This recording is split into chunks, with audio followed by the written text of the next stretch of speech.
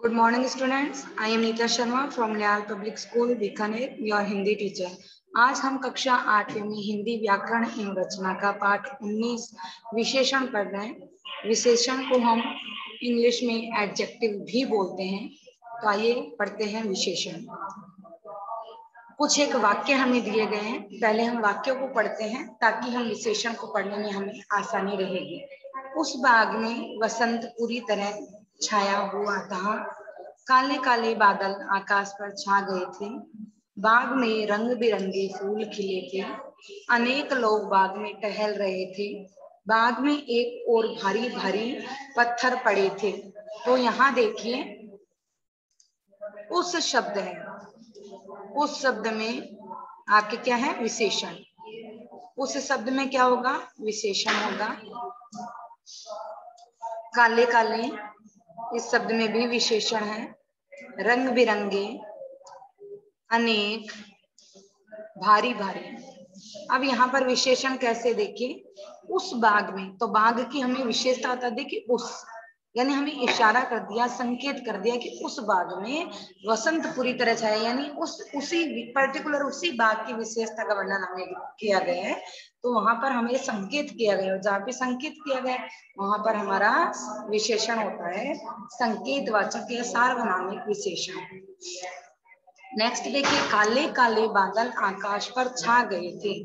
बादल से पहले, बादल की क्या विशेषता है कि वो काले काले है ना। तो यहाँ पर कौन सा क्या होगा विशेषण होगा, गुणवाचक विशेषण। नेक्स्ट देखिए, बाग में रंग बिरंगे फूल खिले हैं। तो बाग में कैसे फूल खिले हैं, रंग बिरंगे। तो फूलों की विशेषता बता दी कि वो रंग बिरंगे हैं। अनेक लोग बाग में टहल रहे हैं, लोगों की विशेषता क्या है कि वो अनेक है। बाग में एक और पत्थर पड़े थे, कैसे पत्थर पड़े थे, भारी भारी। तो पत्थर का गुण क्या हो गया कि वो भारी भारी है। देखिए उपयुक्त वाक्यों में प्रयुक्त रंगीन शब्द किसी न किसी संज्ञा अथवा सर्वनाम शब्द की किसी न किसी विशेषता का बोध करा रहे हैं। पहले वाक्य में उस पद बाग की ओर संकेत कर रहा है। दूसरे वाक्य में काले काले पद बादल के कालेपन की विशेषता का बोध कराएं। तीसरे वाक्य में रंग बिरंगे पद फूलों की विशेषता बता रहे हैं। चौथे वाक्य में प्रयुक्त अनेक पद लोगों की संख्या का बोध करा रहे हैं। पांचवें वाक्य में भारी भारी पद पत्थर के वजन का बोध करा रहे हैं, यानी उसका गुण है कि वो भारी है। संज्ञा पदों की विभिन्न विशेषताओं का बोध कराने के कारण ये सभी पद क्या कहलाते हैं, विशेषण कहलाते हैं। अब हमें समझ में आता है विशेषण की परिभाषा क्या है, क्योंकि देखिए ऊपर सारी संज्ञा या सर्वनाम शब्द थे जिनकी विशेषता का हमें पता चला। तो विशेषण की परिभाषा क्या होगी, संज्ञा अथवा सर्वनाम की विशेषता बताने वाले पदों को विशेषण कहते हैं। संज्ञा अथवा सर्वनाम की विशेषता बताने वाले पदों को क्या कहते हैं, विशेषण कहते हैं। उदाहरण जैसे रमा सुंदर लड़की है, रमा क्या है, संज्ञा है, यानी किसी लड़की का नाम है तो वो संज्ञा हो गई, व्यक्तिवाचक संज्ञा। लड़की, लड़की क्या है, जातिवाचक संज्ञा। और उसकी विशेषता क्या है कि वो सुंदर है ना। तो सुंदर क्या हो गया आपके विशेषण। वह लंबा लड़का है, वह क्या है, वह शब्द क्या है, वह शब्द क्या है, सर्वनाम शब्द है। लड़का, लड़का क्या है, संज्ञा शब्द है। कौन सी संज्ञा है, जातिवाचक संज्ञा है। लंबा क्या हो गई उसकी विशेषता। वे लंबे लंबे पेड़ सुंदर हैं, पेड़ों की विशेषता हो गई कि वो लंबे लंबे और सुंदर है। इसमें प्रयुक्त रंगीन शब्द विशेषण है। जिन संज्ञा या शब्द सर्वनाम शब्दों की विशेषता बताई जाती है उन्हें विशेष्य कहते हैं। अब एक चीज अपने को एकदम से अच्छे से ध्यान रखने की आवश्यकता है कि विशेष्य और विशेषण, विशेष्य और विशेषण, ये विशेषण और विशेषण। विशेषण तो अपने को पता लग गया कि जो शब्द संज्ञा और सर्वनाम की विशेषता बताते हैं उन्हें हम क्या कहते हैं, विशेषण कहते हैं। तो वो संज्ञा और या सर्वनाम शब्द ना जिसकी हम विशेषता बता रहे हैं वो शब्दों को हम क्या कहेंगे, विशेष्य। जैसे रमा सुंदर लड़की है, तो सुंदर क्या हो गया, विशेषण, उसकी सुंदरता हो गई।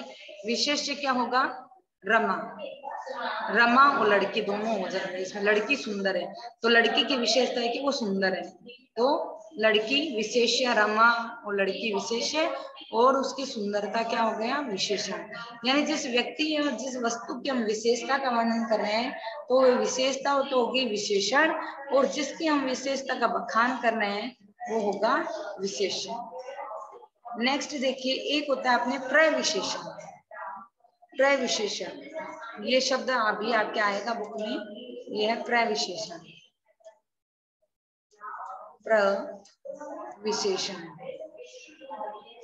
प्रविशेषण किसे कहते हैं, जो शब्द विशेषण की भी विशेषता बताते हैं, जो शब्द विशेषण की विशेषता बताते हैं। जैसे मैंने लिख दिया रमा,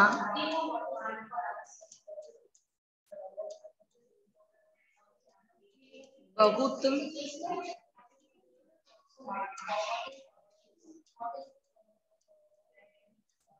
सुंदर है, रमा बहुत सुंदर है।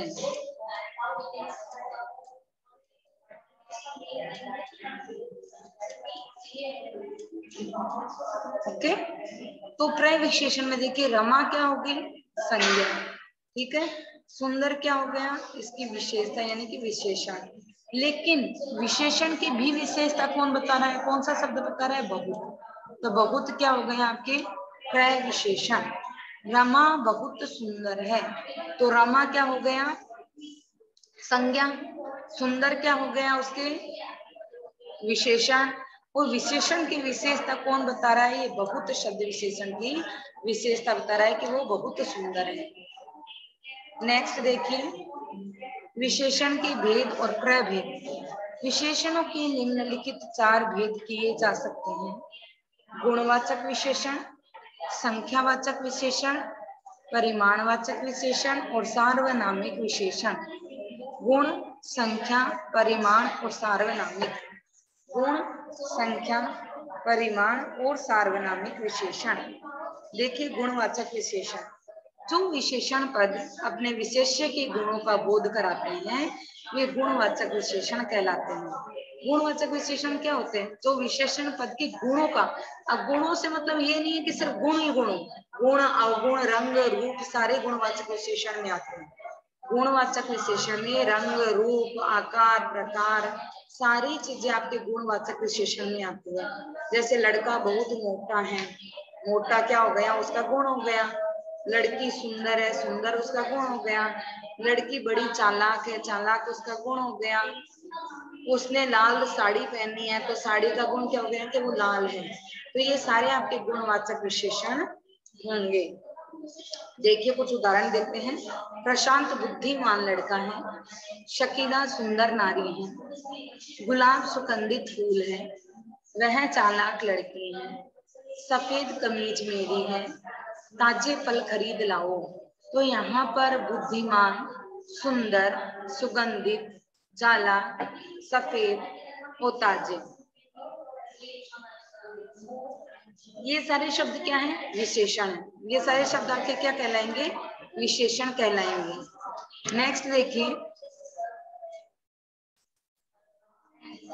गुणों के अंतर्गत निम्नलिखित विशेषताएं आती है। जैसे गुण में अच्छा, बुरा, बुद्धिमान, बेईमान, ईमानदार, मूर्ख, आलसी, निकम्मा, वीर, धैर्यवान, पवित्र, अयोग्य, दुष्ट, झूठा, सच्चा। ठीक है। आकार प्रकार में छोटा, बड़ा, लंबा, चौड़ा, मोटा, पतला, स्थूल, चौरस, त्रिभुजाकार, आयताकार। ये सारे आपके क्या होंगे, उसके आकार और प्रकार। रूप और रंग, रूप रंग में काला, गोरा, सुंदर, भद्दा, नीला, पीला, गुलाबी, मोटा, चमकीला। अवस्था जैसे बूढ़ा, जवान, धनवान, रोगी, बलवान, स्वस्थ, दरिद्र, खराब, अच्छी, बीमार। स्थान या देश काल जैसे ग्रामीण, शहरी, पर्वतीय, रेगिस्तानी, भारतीय, चीनी, जापानी, प्राचीन, पुरानी, नवीन आदि। स्वाद और गंध से देखिए खट्टा, मीठा, चरपरा, तीखा, फीका, सुगंधित, सुवासित, दुर्गंध युक्त आदि। अन्य गुण देखिए कोमल, मृदुल, मृदु, चिकना, मुलायम, कठोर, हल्का, भारी, ठंडा, गर्म आदि।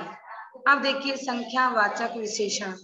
जो विशेषण पद विशेष्य की संख्या संबंधी विशेषता का बोध कराते हैं वे संख्यावाचक विशेषण कहलाते हैं। जैसे 5, 7, प्रथम, तृतीय, 100, 1000 आदि। अब देखिए संख्यावाचक विशेषण के निम्नलिखित दो भेद हैं। निश्चित संख्यावाचक विशेषण। संख्यावाचक विशेषण में क्या होता है कि जो विशेष होता है ना, संज्ञा और सर्वनाम, उसकी संख्या संबंधी हमें विशेषता का वर्णन होता है। तो जहां पर हमें निश्चित संख्या बताती जाए, जैसे कक्षा में 10 विद्यार्थी हैं, तो हमने उसकी संख्या निश्चित बता दी कि कक्षा में 10 विद्यार्थी हैं, तो 10 निश्चित संख्या बताइए, तो वो क्या होगा, निश्चित संख्यावाचक विशेषण। कह दूं प्रत्येक बच्चा मेरे पास आओ, प्रत्येक यानी 1 by 1, तो वो भी आपके निश्चित संख्यावाचक। निश्चित बताया कि मैंने एक एक बच्चे आओ, तो वो भी निश्चित संख्यावाचक होगी। अनिश्चित में मैं कह दूं कि कक्षा में आज तो कम ही बच्चे हैं। कम का मतलब कितने कम, 5, 7, 2, 10, 11। मैं कह दूं कक्षा में आज बहुत सारे बच्चे आए हैं, तो बहुत सारे में भी मैंने उनकी संख्या नहीं बताई, यानी मैं उनको संख्या उनकी गिन सकती हूँ, यानी वो चीज गिनने योग्य है। संज्ञा और सर्वनाम गिनने योग्य है, पर अभी मैंने उनको गिना हुआ नहीं, तो वो अनिश्चित संख्या है।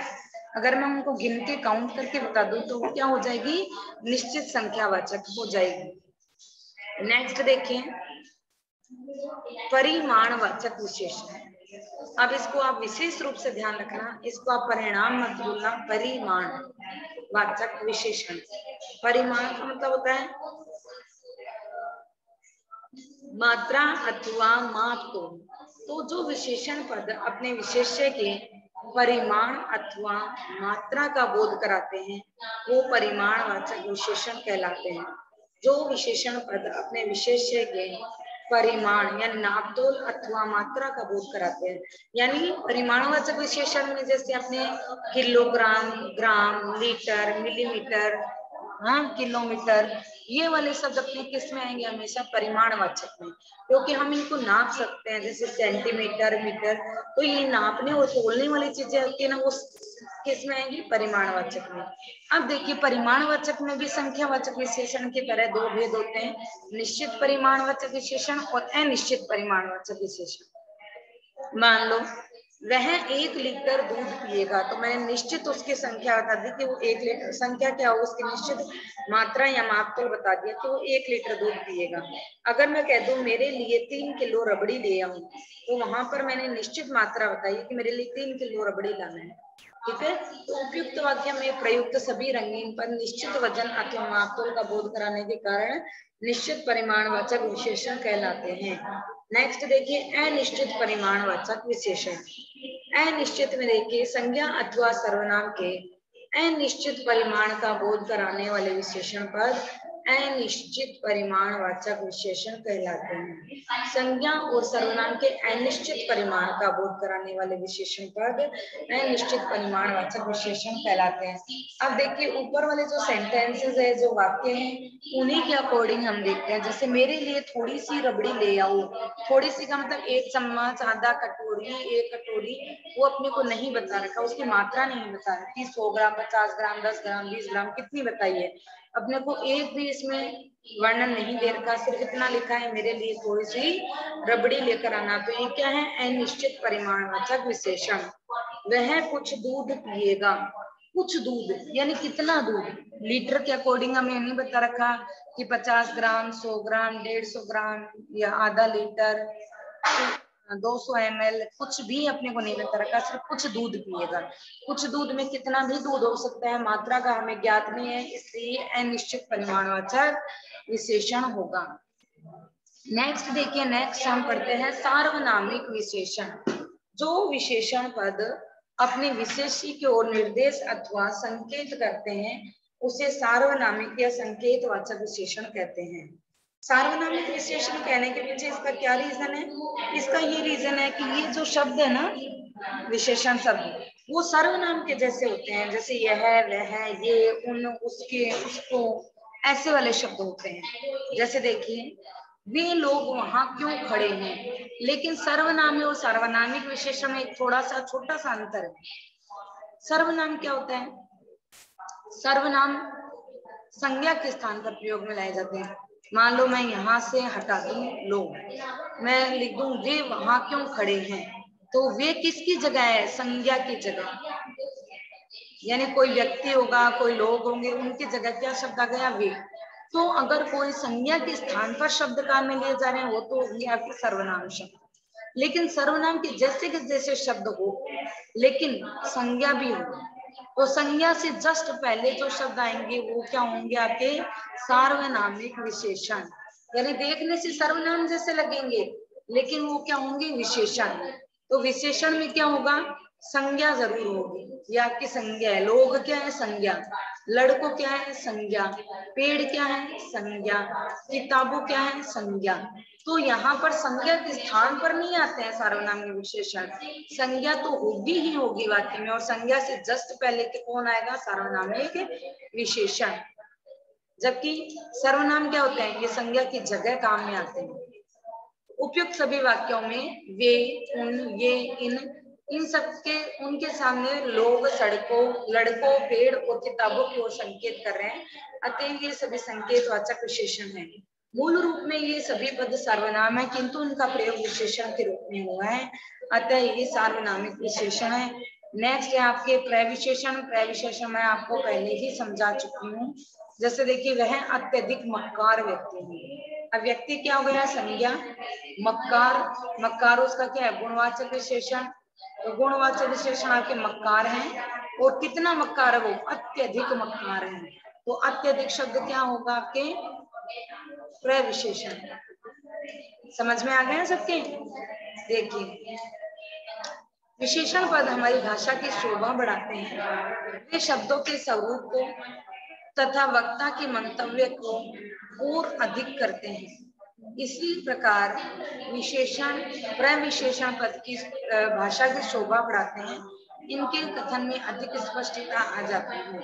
देखिए, विशेषणों की रचनाएं, विशेषणों की रचना कैसे होती है? कुछ तो देखो संज्ञा शब्द से बनती है। जैसे लखनऊ, लखनऊ क्या संज्ञा है ना, किसी जगह का नाम है। नगर है, नगर भी संज्ञा है। आदर भी संज्ञा है। नमक भी संज्ञा है। तो लखनऊ से क्या बनना? विशेषण। उसने लखनवी कुर्ता पहन रखा है, तो कुर्ते की क्या विशेषता होगी? वो लखनवी है। लेकिन लखनवी विशेषण शब्द किससे बना? लखनऊ से, है ना। आदरणीय, ये हमारे आदरणीय है ना। तो आदरणीय शब्द किससे बना? आदर से।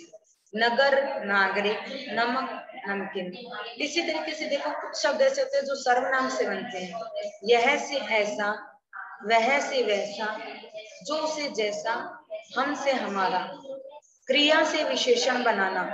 चाल से चालू, भागना से भगोड़ा, भूलना से भुलक्कड़, पढ़ से पढ़ाकू, हंसना से हंसोड़, पीना से पियक्कड़। अव्यय से विशेषण बनाना।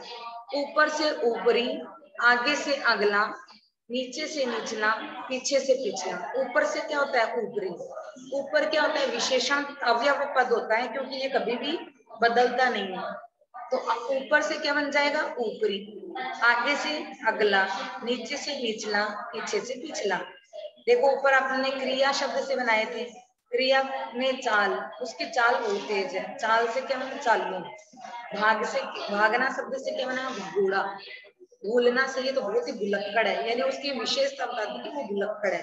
और किस वजह से? क्योंकि वो हर वक्त भूलता है। तो उसकी क्रिया क्या है? भूलने की क्रिया। पढ़ने से पढ़ाकू, हंसना से हंसोड़, पीना से पियक्कड़। कुछ एक विशेषण आपको दे रखे हैं, आप इनका अध्ययन कीजिएगा ताकि आप समझ सकें कि किस तरीके से विशेषण पद बनाए जाते हैं। देखिए, दृढ़ विचार, उच्च कोटि। उच्च कोटि के विचार, आप उत्तम उच्च विचार भी लिख सकते हो।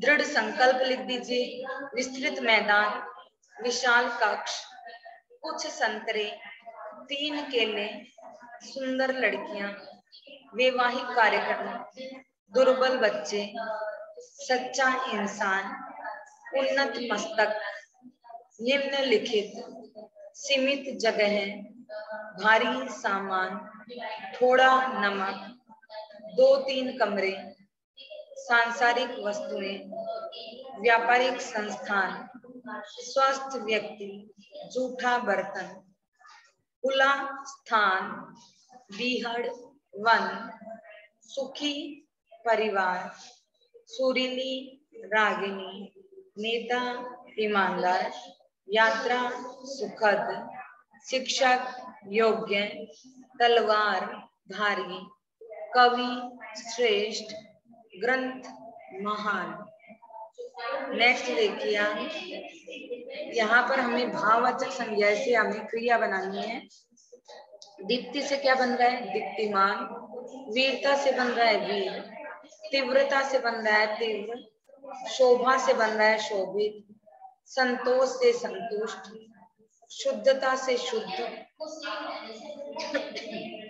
शूरता से शूर। भय से बना भयभीत। शांति से बना शांत। व्यवहार से बना व्यावहारिक। कांति से बना कांतिमय। हर्ष से बना हर्षित। निम्नलिखित शब्दों से बने उपयुक्त विशेषण पे हमें टिक लगाने हैं। विनय से बना विनीत। आत्मा से आत्मीय। आदर से आदरणीय। मानव से मानवीय। पेट से पेट। इस तरीके से आपका विशेषण का चैप्टर यहीं पर समाप्त होता है। धन्यवाद बच्चों।